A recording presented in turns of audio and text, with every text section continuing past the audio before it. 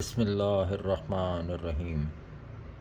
ان کے لیے جن کا کہنا ہے کہ قرآن بہت مشکل اور ناقابل فہم ہے، ہم اس کو نہیں سمجھ سکتے۔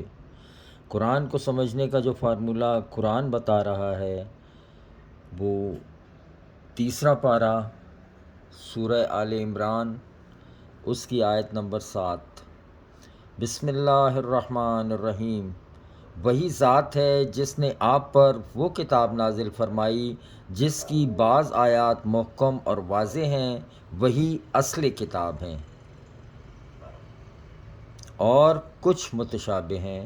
جن کے دلوں میں کجی ہے وہ فتنے اور تعویل کی تلاش میں متشابہات کے پیچھے پڑے رہتے ہیں، جبکہ اس کی حقیقی تعویل تو صرف خدا اور علم میں راسخ مقام رکھنے والے ہی جانتے ہیں، جو کہتے ہیں ہم اس پر ایمان لے آئے ہیں، یہ سب کچھ ہمارے رب کی طرف سے ہے، اور نصیحت تو صرف عقل مند ہی قبول کرتے ہیں۔